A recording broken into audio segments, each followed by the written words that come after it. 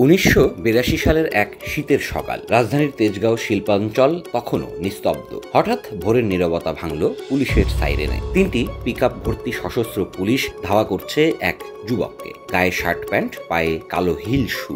প্রাণপণ দৌড়াচ্ছে সে। যুবকটি আধা ঘন্টা দৌড়ে বিভিন্ন গলির ১১টি দেওয়াল টপকালেন। শেষ দেয়ালটি টপকানোর সময় তার জুতার হিল ভেঙে যায়। এতে সে মাটিতে লুটিয়ে পড়ে। পুলিশ তাকে ধরে ফেলে। পুলিশের ধাওয়া খেয়ে পালাচ্ছিলেন দুর্ধর্ষ কামাল, গালকাটা কামাল।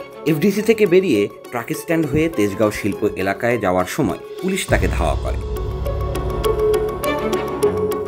পুরো নাম আবুল হাসনাত কামাল। পুরান ঢাকার একটি বৈঠকে হাতাহাতির সময় ভাঙা বোতল থেকে কামালকে আঘাত করা হয়। সেই আঘাতেই কামালের চিবুকে বড় ক্ষতের দাগ হয়। তখন থেকেই তিনি হলেন গালকাটা কামাল। কামাল গান গাইতেন, শেখাতেন। যে হাতে তিনি হারমোনিয়ামে সুর তুলতেন, সেই হাতেই তিনি অস্ত্র চালাতেন, লাশ ফেলতেন, কখনো নিজ প্রয়োজনে, কখনো ভাড়াটে হয়ে।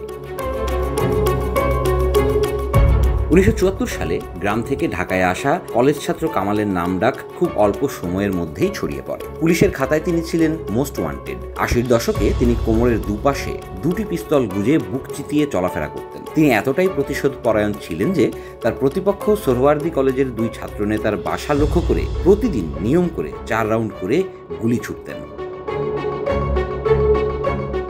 কামালের বাবা আবুল হোসেন, যিনি প্রথমে পুলিশে চাকরি করতেন, পরবর্তীতে হোমিওপ্যাথিক ডাক্তারি শুরু করেন। কামালরা ছিলেন ২ বোন ৩ ভাই। তার পরিবারের সবাই গানের চর্চা করেছেন। মুক্তিযুদ্ধের সময় কামাল নবম শ্রেণীর ছাত্র ছিলেন। ভারতের বাগাবাড়িতে ট্রেনিং নিয়ে স্থানীয় মুক্তিবাহিনীর কমান্ডার মতিনের নেতৃত্বে কামাল যুদ্ধে অংশও নেন। স্বাধীনতার পর পারিবারিক অসচ্ছলতার কারণে গ্রামেই নানা অপরাধে জড়িয়ে পড়তে থাকেন কামাল। ৭৪ সালে কিছু করার মানসিকতা নিয়ে ঢাকায় চলে আসেন। ভর্তি হন জগন্নাথ কলেজে। জগন্নাথ কলেজের তৎকালীন প্রভাবশালী ছাত্রনেতা হালিমের ছত্রছায়ায় অপরাধ জীবন শুরু করেন কামাল।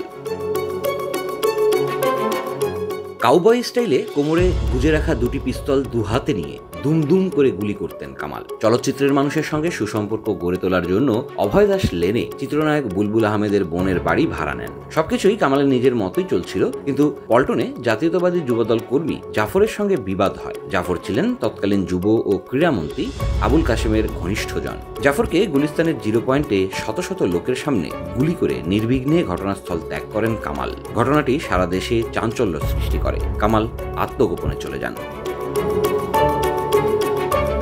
১৯৮২ সালের প্রথম দিকে কামাল চিত্রজগতের সঙ্গে জড়িয়ে পড়েন। তার বন্ধু ফজলুল রশিদ ঢালি ছিলেন রসের বাইদানি ছবির প্রযোজক, আর কামালের সেই ছবিতে গান গাওয়ার কথা ছিল।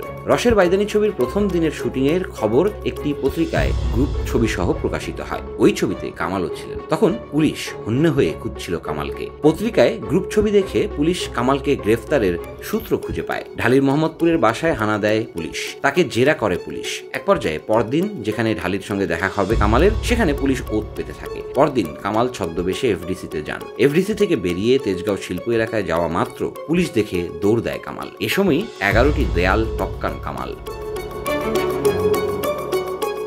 গ্রেপ্তার হওয়ার পর সামরিক আদালতে একাধিক হত্যা মামলায় কামালের ফাঁসির রায় হয়। ১৯৮২ সালে কামালকে যেদিন ফাঁসি দেওয়া হয়, সেদিনই হঠাৎ জানানো হয়েছে পরিবারের সদস্যদের। কামালের সঙ্গে তার মা দেখা করতে যান কারাগারে। কামাল এ সময় তাকে দেখে অবাক হন। কামালকে তার মা বলেন সেদিনই তার শেষ দিন। তখন কামাল তার মাকে বলেন এটা হতে পারে না। বিশ্বাস করতে না পেরে কামাল তার মাকে বলেন জেলারের সঙ্গে দেখা করতে। যদি শেষ দিনই হয় তাহলে তিনি কিছু গুরুত্বপূর্ণ কথা বলবেন তার মাকে। এই কথা শুনে কামালের মা জেলারের কাছে ছুটে যান। জেলার জানান সেদিনই কামালের ফাঁসি হবে। কিন্তু কামালের মা আর দেখা করতে পারেননি। কামালের সেই শেষ কথাটিও তার মায়ের কাছে জানানো হয়নি। না বলাই থেকে গেল মা আর ছেলের সেই শেষ কথাটি।